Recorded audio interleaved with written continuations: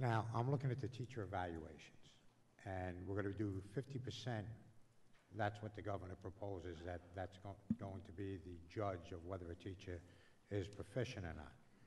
How are we judging, right, or is this fair to teachers that are teaching kids with disabilities, kids as English as a second language, an art teacher, a math teacher? How are you going to grade them under the governor's rubric here?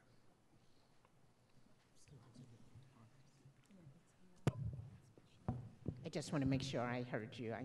You want to know how would we judge progress of English language learning students and of special education students? Yeah, well, do you think this is a fair way to judge all teachers, especially when you have specialty fields like such as, you know,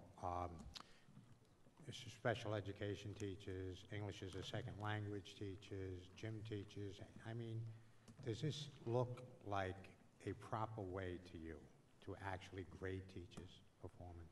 Yes, so I believe that we know from research that there are multiple measures when looking at all students, not just English language learners and special education students, but all of our students in public schools. I believe that we can come up with a growth measure based upon multiple pieces of data that we have on these students to show that students are growing. I do not believe that you should look at absolute proficiency data for these students, whether or not they passed the state test or met the standard on the state test. I think we should constantly be moving toward those students meeting the state standards, but I think we should measure that they are growing. If they sit in our classrooms every day, English language learners, special education students, and all other students should show growth, and there are ways to measure that. But that's not what the governor is looking at now. He's doing it on testing, correct? The test right now? Yes, testing. He wants children to be tested. And you don't think that's a fair way to judge teachers? I don't believe that one test is an accurate measure of a student's learning. Okay. And when we're going to put it 50% of the teachers' evaluation is going to be on testing, then what we're going to have is we're going to have teachers teaching to the test. Wouldn't you agree with that? I believe so, but I think that you can create better assessments that really show mastery of student learning. We do not want schools that are not vibrant learning experiences for students. We want them to learn in a joyful environment, and certainly if we are teaching to test, we won't have the kinds of schools that we desire and that our students deserve. Yeah, and that's what I'm asking, because I think we're going in the wrong direction when it comes to testing. The other thing is the cities. How much of your budget is actually coming from the cities that you're in? So your school budget? 80% for Rochester. 80%? For Yonkers, it's about 50%. 50? Yeah, I believe so. And 16%. For your state. You want Oh, your the state. state. I thought you said the city. I'm sorry. No, how much from the city? From the city. From your city, Rochester, Cities. Syracuse? That's from the city, it's around 15%. 15? 1-5? Yeah, 1-5. 1-6. 1-6? Okay, we're actually at about 45% from the city. From the city? And Buffalo's about 8. Okay. There was a newspaper article, and one of the things, like in the rural areas, in the suburbs, what happened is we've actually invested in our children. And how we've invested in our children is we charge a school property tax, okay? So, for instance, on my house, you know, I'm paying about $8,000 in taxes, okay? But the cities don't pay a property tax when it comes to school. Now, I hear every year about the trailers, the overcrowding, the buildings are falling apart and everything else.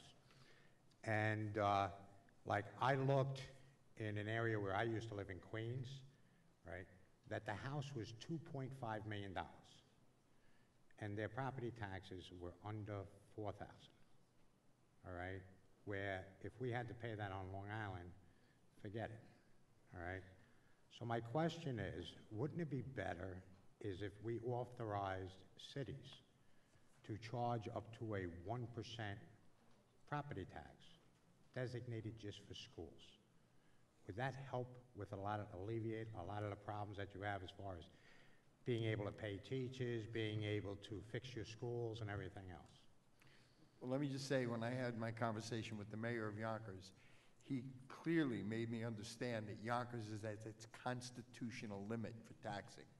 So we can't really look to the city anymore for any more help, because they're at their constitutional limit.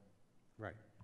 Well, what this would do is set aside a property tax, or authorize to set aside up to a 1% property tax, okay, that's designated just to schools. Would that help you out of a lot of your burdens?